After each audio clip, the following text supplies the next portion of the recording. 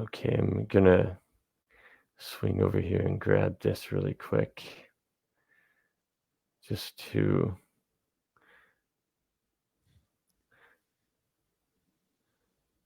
do a little extra sharing.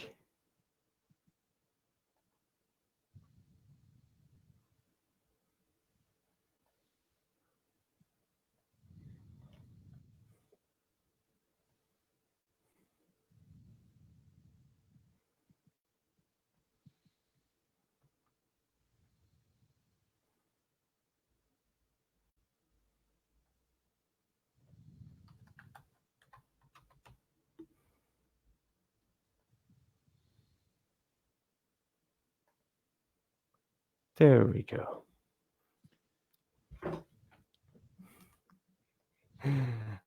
Okay, here we go.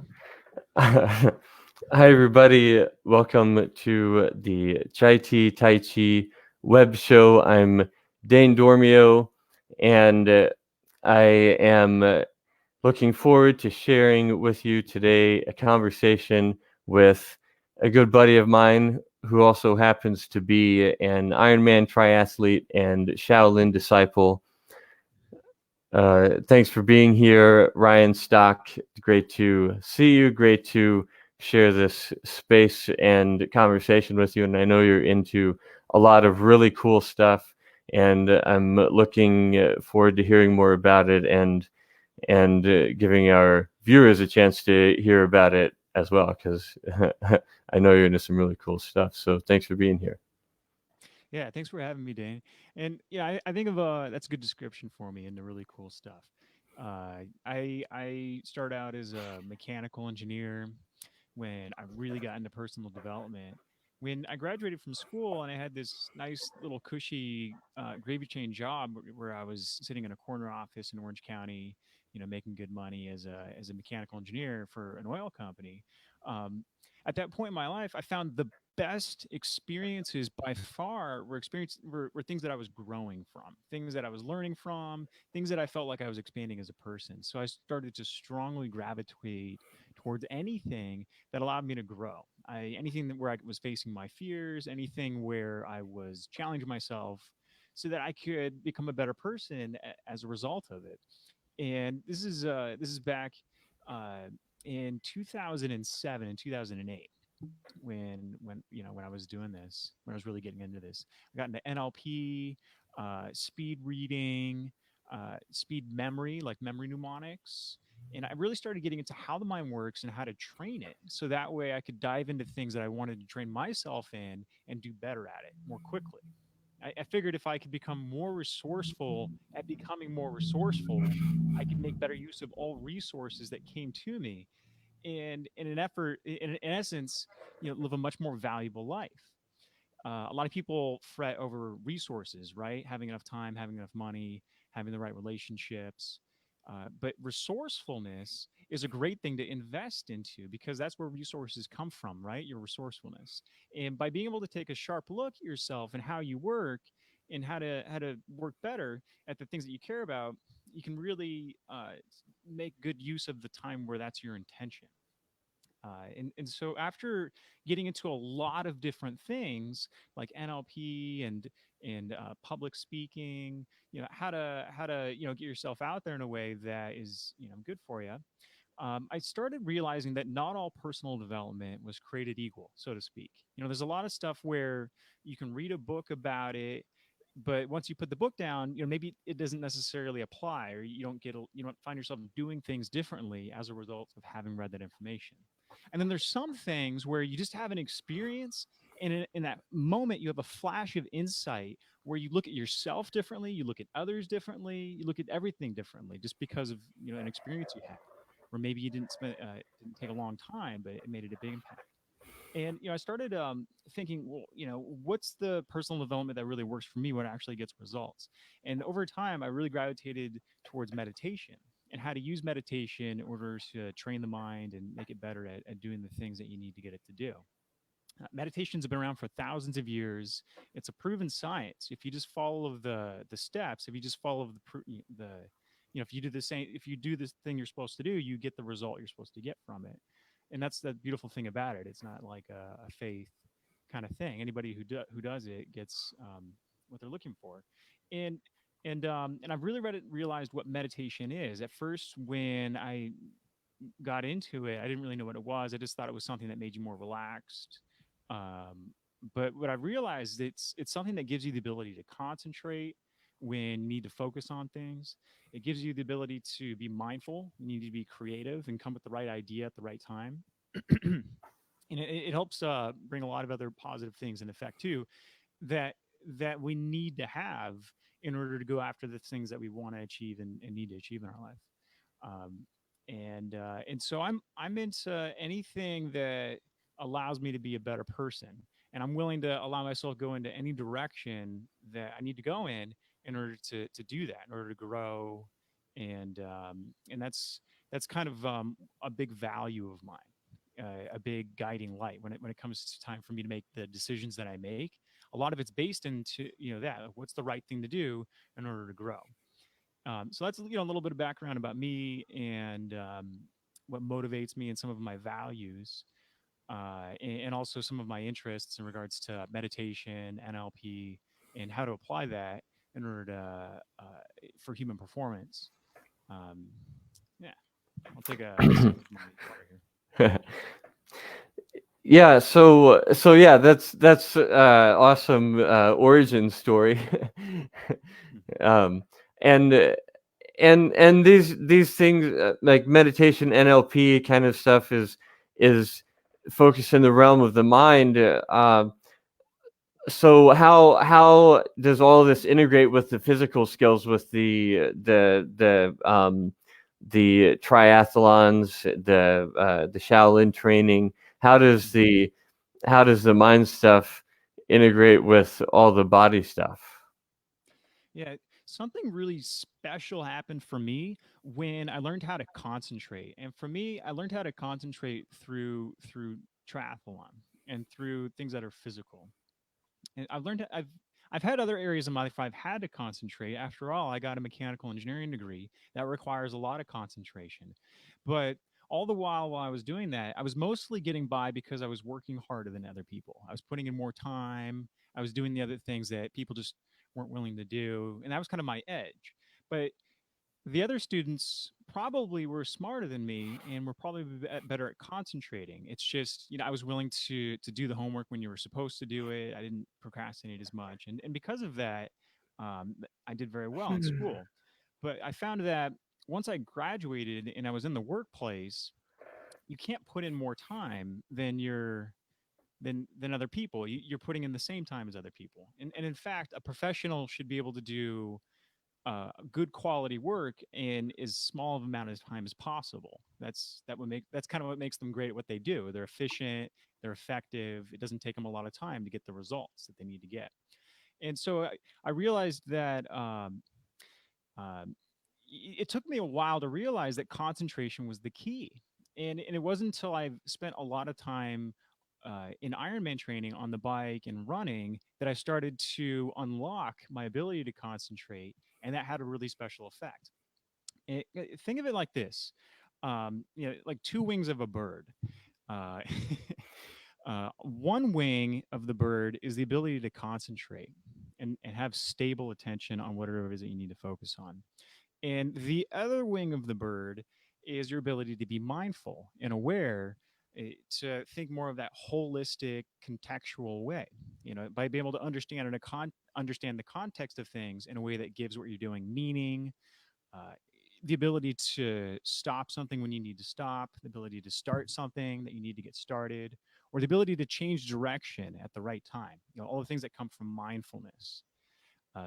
Those two things work together. And when I initially was getting into personal development, I became more mindful and I became more aware of a lot of really powerful things. And I loved it. But it wasn't until I learned how to concentrate that I was able to unlock my ability to these things that were in my awareness. Because you have two ways of knowing the world. There's your attention and there's your awareness. And this is something that has recently been brought to light by people like Daniel Kahneman, who wrote a really amazing book called Thinking Fast and Slow. It also John Yates, who wrote a book called The Mind Illuminated. He's a PhD who's a very good writer. And what these people talk about is how you have two ways of knowing the world. There's two parts of your mind, and it's really important that you know these two parts of yourself, because just like you need to know the different parts of your car in order to drive it without crashing, you need to know these parts of your mind so that way you can figure out how to get them to work together, so that way you can do the things that you want to do and do the things that you need to do that before you might have been hindered from because of a mindset thing. So the two ways of knowing the world are your attention and your awareness. And your attention is the thing that you place on something when you're being focused, when you're analyzing something, when you're able to, really intellectually engage with it. And your awareness is a much more fast and powerful way of processing information. It's something that is aware of all the things that are happening around you. Your awareness. You can look at the screen while being peripherally aware of something else. Uh, and so when you learn how to balance yourself between these two ways of knowing the world, your attention and your awareness, that gives you the ability to be mindful. Mindfulness is that optimal interaction between your attention and your awareness. And so when I'm spending time training triathlon and I'm on a bike, or let's say I'm running, and with each step, if I'm concentrating as much as possible with having perfect form, where my foot hits the ground in the right spot, where my arms are swinging in a way that is counterbalanced with my legs, my spine is leaning forward at the right angle. That takes a lot of that takes my attention that I'm placing all over my body while I'm doing that. Simultaneously, I'm aware of things around me. How's my hydration level? Do I need to drink some water? Because that's going to come up in my awareness, and I need to be balanced between my attention and my awareness in order to make a good decision. Drink some water. Yeah. Or let's say my heart rate is too high. That's going to be in my awareness, and I have to draw from that in order to make a slight adjustment in my pace in order to go at the level that I want to go at. And so this is how I've trained myself in triathlon. And so today I want to talk about how you can use qigong and tai chi in order to do some of these same things. How to increase the overall power of your consciousness, how to increase your ability to concentrate, how to be more mindful and aware in your daily life by using your tai chi or qigong practice. Um, and of Well, course, I want to. I'm glad you are going there, because that's that's an awesome place to go. But to uh, sum up what I gather is that in terms of the mind and the body relation, it sounds like you're saying the the the working of the body is sort of a training ground or a proving ground for the training of the mind. And Mhm. I was actually going gonna mention in the context of mind body practice, i.e., qigong or other things, three components. Qigong has three components: body regulation, breath regulation, mind regulation. And so I did also want to ask about where does that's uh, you kind of covered the mind regulation and the body regulation, and so where does the breath regulation fit into this? How does the breath fit into this interplay in the mind, between the mind body system that you're describing? Sure. Uh, so there's a technique called body scanning. It's there's a lot of different meditations that use this. But body scanning is a really amazing thing because it's a great way to not only increase your overall power of consciousness, and I'll explain exactly what I mean by that in just a moment, but also body scanning is a great way to block out distractions. If you have a monkey mind that is constantly thinking about the future or the past, it can be hard to quiet that and come up with a good meditation practice. One way to do that is to get so into your body that your body is competing with your mind for your attention.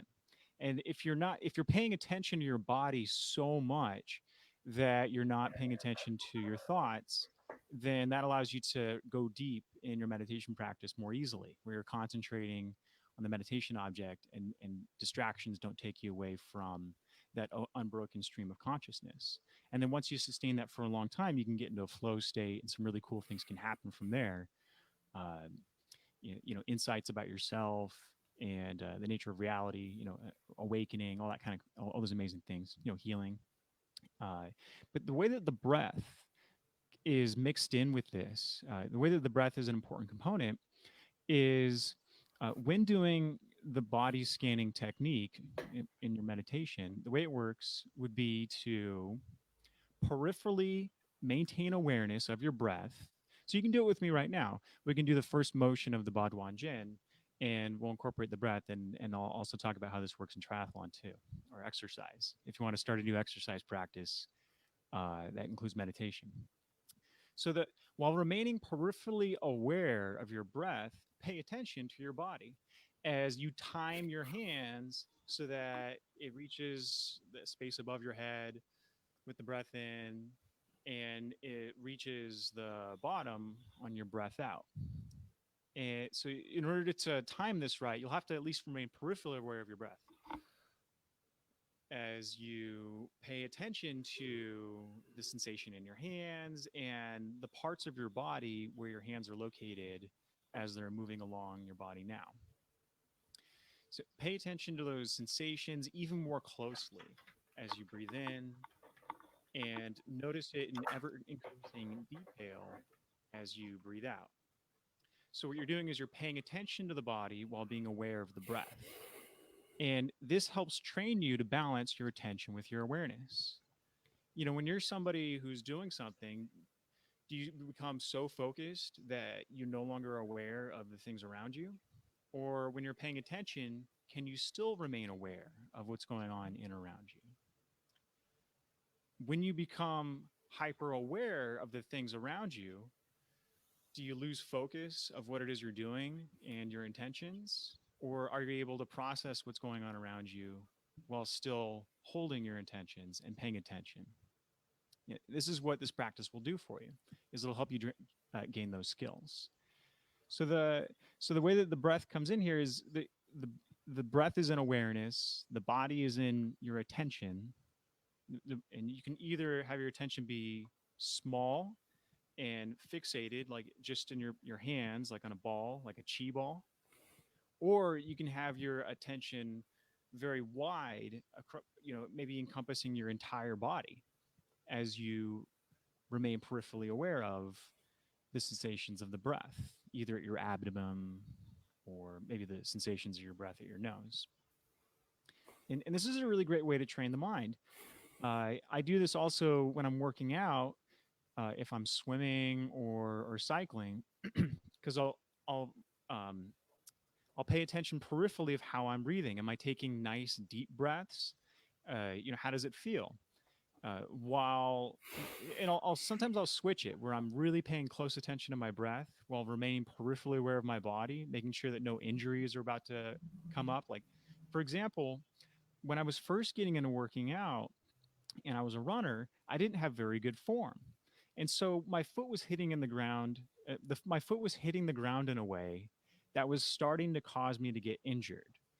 And rather than taking that as a sign that I'm just not a good runner and I should stop and do something else, instead, I just would focus every single time my foot hit the ground in ever increasing detail, like how are those forces going into my body? And and I just would slowly adjust my form step by step, until the form felt natural and I wouldn't develop injuries. I could run long distances and it wasn't causing any problems. Um, and also when you're working out, breath is a big part of it. When in meditation, the breath sensations are very subtle. especially if you're relaxed and you're not moving around. But when you're working out and it's a very intense activity, you're breathing hard. And it's very easy to remain focused on the breath and peripherally aware of it. And also, pain has a powerful way of drawing attention naturally. It's hard to ignore pain. So the painful sensations were very useful in helping me advance my meditation practice because I was able it drew my attention to my body in a way that made it easier to focus. And eh, so those are some things that I can mention about breath and movement. I love that you mentioned that starting a new exercise practice, meditation should automatically go along with it Yeah, because absolutely. because And that's oh yeah, I gotta absolutely, man. It's not optional, and that's the funny thing is yeah that when people think of meditation, they think, oh, meditation is just this nice thing I can do to not be stressed out all the time. And part of what I feel my purpose is in life is to spread the message that you know. I mean, this is good news. Like once people figure out that this is the thing that wasn't optional that they just need to do in order to do things that they before couldn't do, that yeah boom, that can open up a whole new wave of possibilities in someone's life. yeah Ancient meditation texts talk about something called the five hindrances. The five hindrances are something that any meditator needs to get over, around, or through in order to develop a good meditation practice. But here's the thing, those five hindrances are the same five things that have stopped everything that you wanted to do but just didn't do uh, over your entire life. And by learning about these five hindrances and how to deal with them properly in a meditation practice, suddenly you give yourself the gift of being able to more easily overcome these five hindrances in any other thing that you want to do, whether it be working out, learning a new language, developing a skill that would help your career. Anything that before might have seemed boring or dull, but actually would have been good for you, now you can engage with it in a way that will be joyful, fun, and exciting, so that you can go out and do these things and not be held back by things like procrastination, laziness, competing desires, whatever it may be, fears that may have prevented you from putting yourself out there in situations where it would have been good for you, you know doubt, whether it be doubt in others or yourself. These are all things that are overcome through meditation, and realizing this creates a strong motivation for developing a good meditation practice, which is what somebody needs in order to do it every day. And uh, and and so I could go into more detail into what exactly these five hindrances are, but just by understanding that they exist and that you can go out there and learn about them more on your own, I think is an incredible thing to in and of itself. But here's the best part: each one of these five hindrances has a solution to it, an easy solution that once you learn automatically just how to implement it, the hindrances aren't problems anymore. They're just it's just a part of getting things done. And so meditation texts also talk about something called the five meditation factors. The five meditation factors are five skills that you develop as a meditator that allow you to overcome the five hindrances. And it's one of my it's one of the it's one of the favorite things that I've learned about, and it's one of my favorite things to think about over the past several years. It's something that I think about every day. What these five hindrances are, how to recognize them, how to overcome them by training these skills. And so it's something I'm really passionate about. But the um, should I talk about that? Should I mention like what the five hindrances are, or well where do you want to take this thing? I'm curious what you were originally wanting to say about qigong practice Hmm. and the um is there a a particular type of qigong that you teach? Yeah, I keep it really simple personally. I mean, I get really creative with how I implement qigong in things like exercise and dance, or just with how I move throughout the day.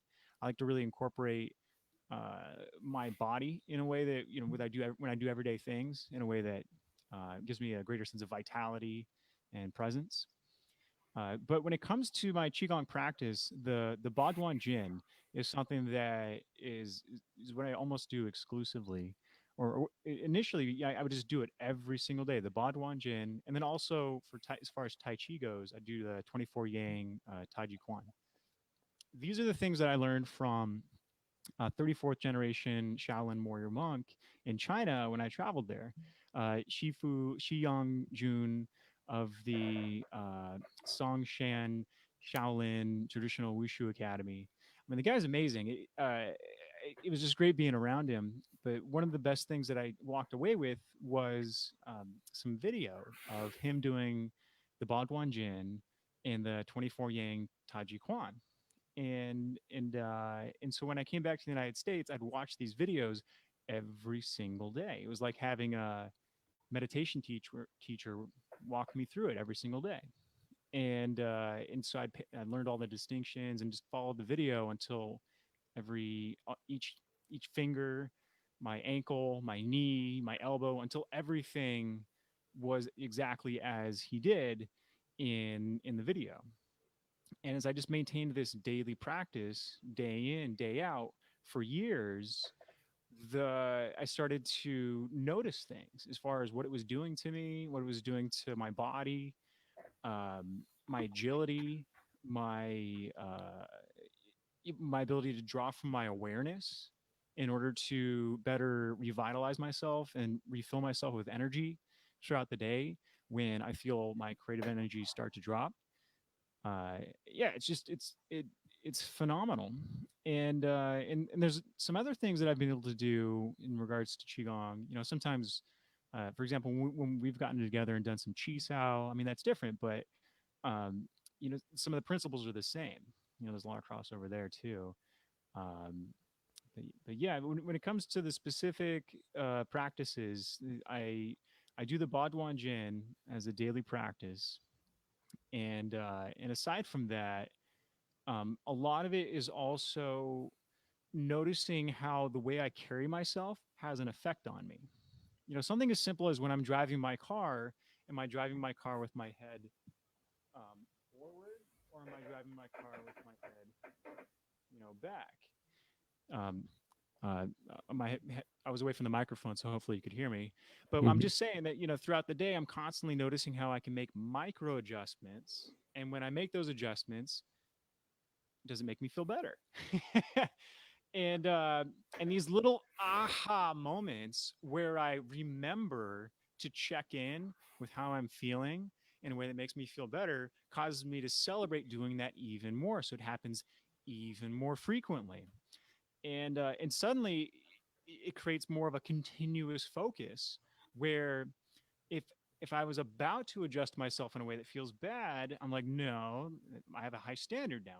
I carry myself this way. I like feeling good, and so suddenly the way that I'm moving and feeling makes me more bulletproof to the environment around me, where I'm able to bring a sense of joy to all things that I do simply by the way that I'm carrying myself or reacting to the situation from within, rather than letting the circumstances around me dictate how I am to feel.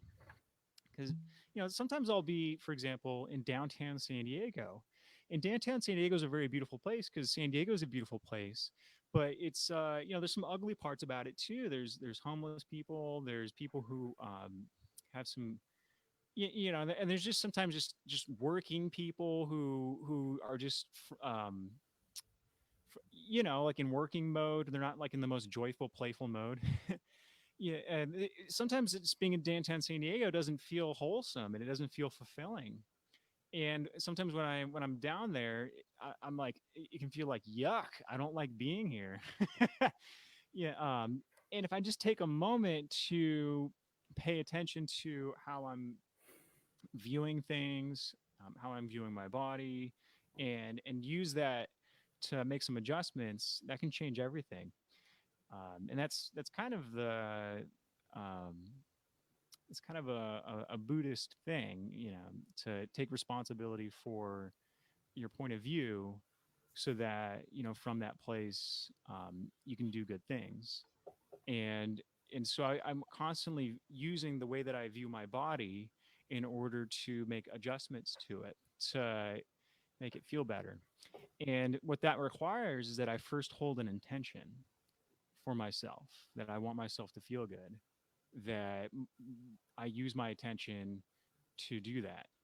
Um, and and if I'm constantly reinforcing that intention over and over again, that feeling of kindness towards myself, then I'm cultivating something that will make me, um, more powerful in a number of ways, as intentions like that tend to do. When you meet somebody and shake hands with them, and they have a look in their eyes like they sincerely care about you and they care about themselves and they're there to do good things, it's a very different feeling than if you go and you meet someone and they don't give you that vibe. It's easier to accomplish things that involve others when you have a good relationship with yourself, and it can be difficult to understand how to cultivate a practice that allows that to happen. And I find that simply holding an intention for yourself, like the way that qigong does, is a good way to do that. Uh, it's so simple, uh, y- but uh, but there's a number of ways that it has a profound impact. You know what I mean? Absolutely. I love all of what you're saying. And um what are you working on? What are you working on that you'd like to share? Yeah, I'm working on right now the Magic Itsu. That's my brand. It's like magic, magical, magic. It's you.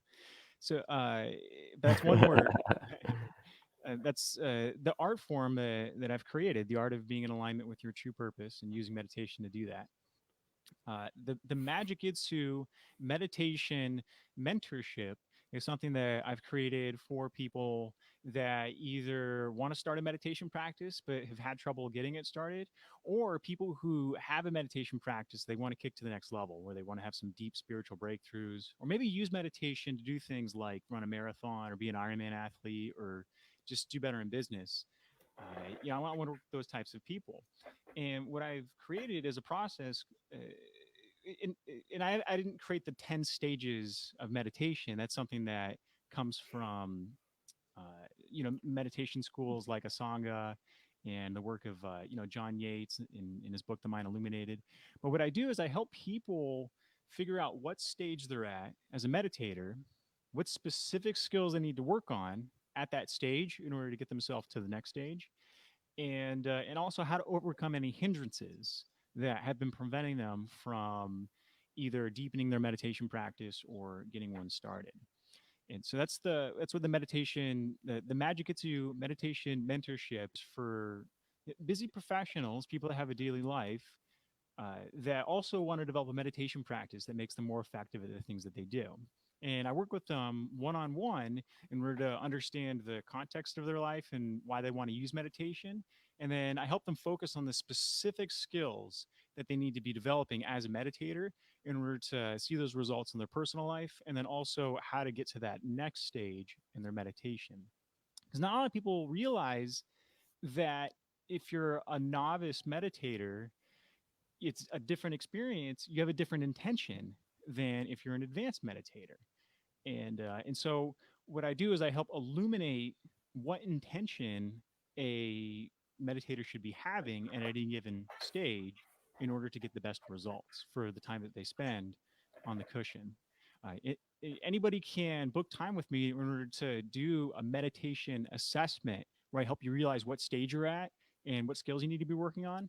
And then from there, once somebody's done a meditation assessment, then I'll give them more clarity as far as what it'd be like to work with me in the future to help develop those skills, and then move themselves through all the way to stage 10 as a meditator, where they are able to experience shamatha, which is clarity in mind, joy, happiness. ability to concentrate effortlessly on the things that you need to do. And then also, they'll experience vipassana. And vipassana is when you have insights about yourself or the world around you that it changes your relationship you have with yourself and others, in order to more easily be in alignment with your best self, who you are when you're living on purpose, when you're living in alignment with who you feel you're meant to be. So That's yeah, that's badass. It's like one-on-one, hands-on, in-depth meditation coaching, and you're certainly welcome to share.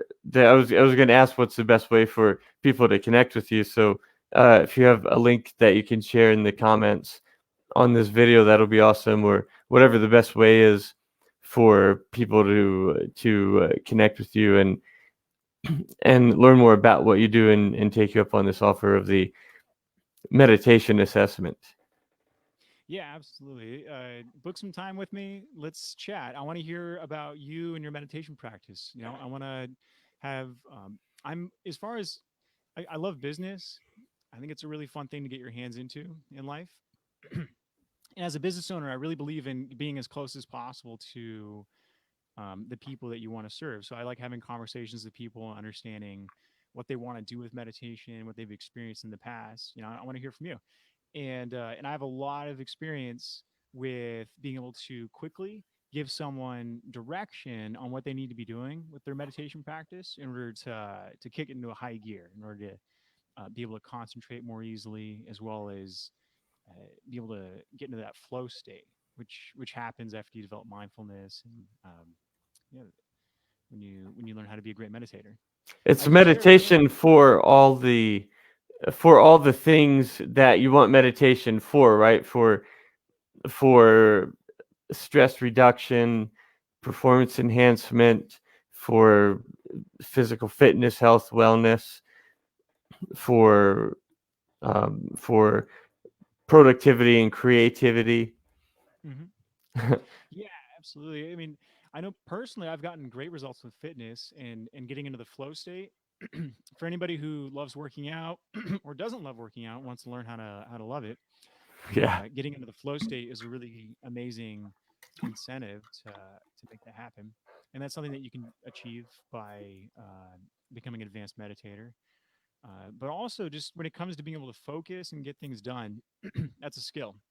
And meditation teaches you how to concentrate in a way that's really valuable, when it comes to getting things done. I just shared a link to my Calendly profile where you can book some time with me and we can talk about your meditation practice and do a meditation assessment, figure out what stage you're at and what skills you'd want to be working on. The way to do that is to either go to calendly.com/. Ryan Stock, or just click the link that I posted in the comments below.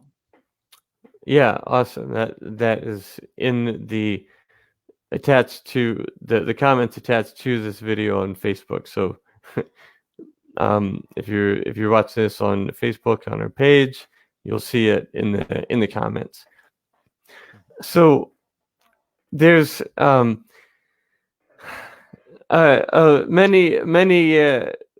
many doors opened and many more potentially fruitful avenues for discussion. I know we could go into much more depth on a lot of these topics, and I love hearing about your ideas in terms of the body regulation, breath regulation, mind regulation, and the discoveries that you've made.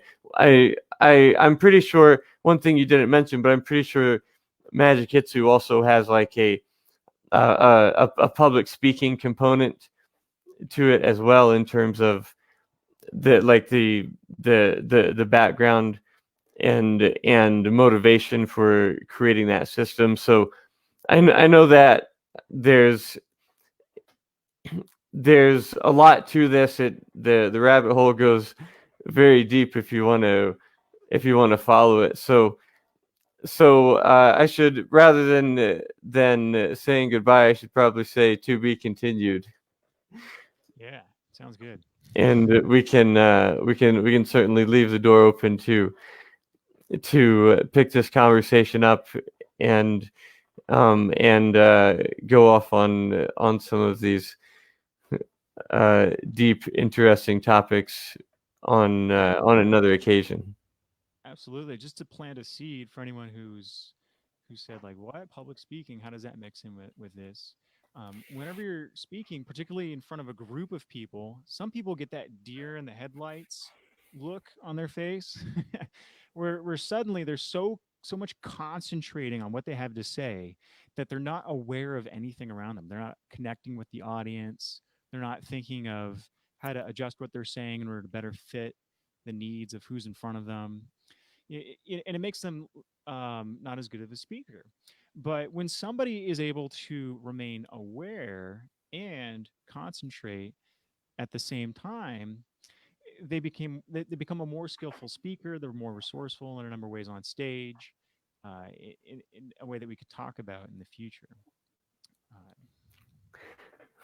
Yeah, yeah, totally. So, in terms of, I mean, if you're an entrepreneur, a business owner, self-employed individual in some form, or you want to be, or you want to excel in whatever profession or career or endeavor, this is this is the keys to the kingdom in terms of unlocking your innate physical, mental, physical, emotional, spiritual potential, and in terms of focus and productivity, creativity, in terms of physical fitness, health, in terms of in terms of developing confidence for speaking and leading, which, in how many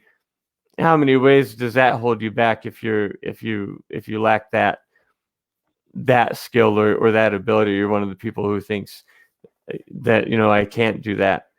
So and this is a a multi-dimensional, full spectrum approach to breaking through whatever self-imposed barriers, whatever internal limitations have may have gotten in the way for you up to this point.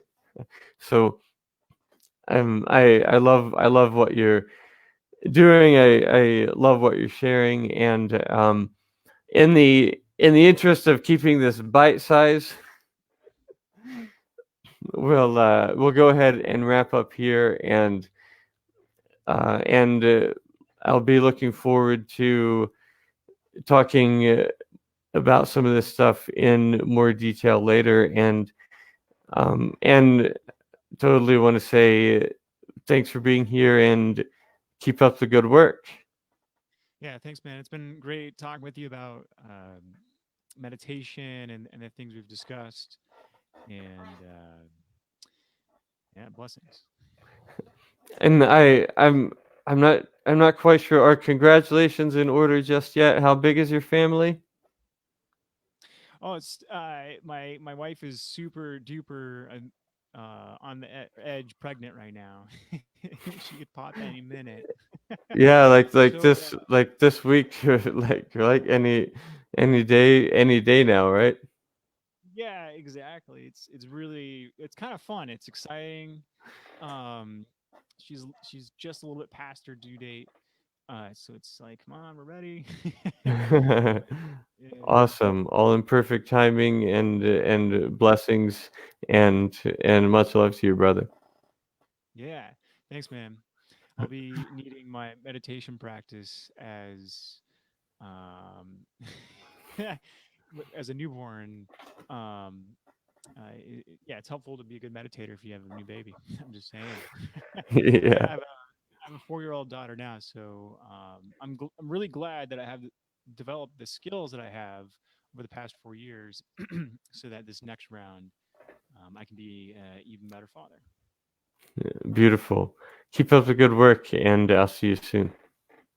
Yeah, cheers. Have a good one. Signing off.